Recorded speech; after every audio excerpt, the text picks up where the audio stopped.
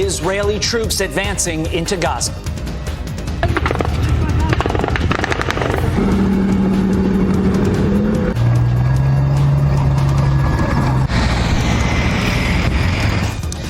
The IDF says it has Gaza's largest city surrounded and is ready to move in. Hundreds of Americans still inside Gaza. The White House says it is working to get them out, as well as our hostages released. Trey Inks live on the ground in Israel with the very latest. Trey.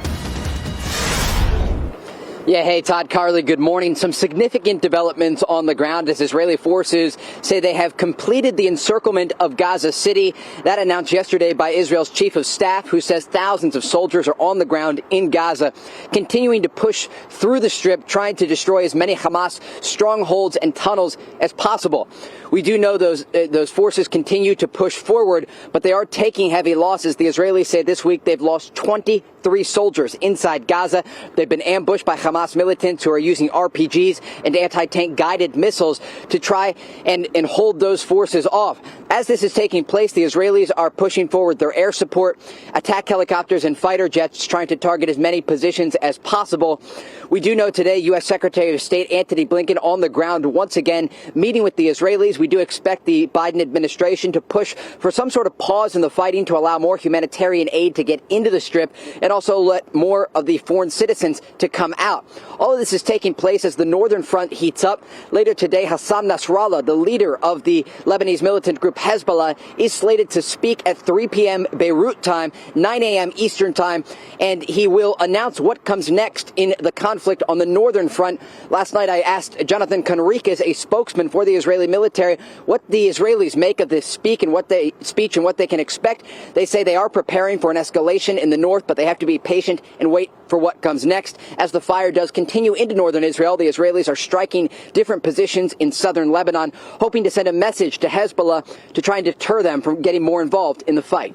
Todd, Carly? Yeah, we're also learning that Russia's Wagner group plans to send air defenses to Hezbollah, which is adding concern on the northern front as well.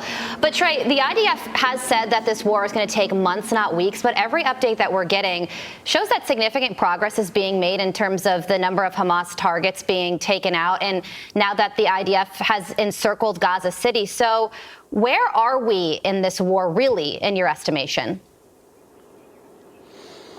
So the Israelis are making a lot of progress inside Gaza, but the battles will get more difficult as they get into more urban areas.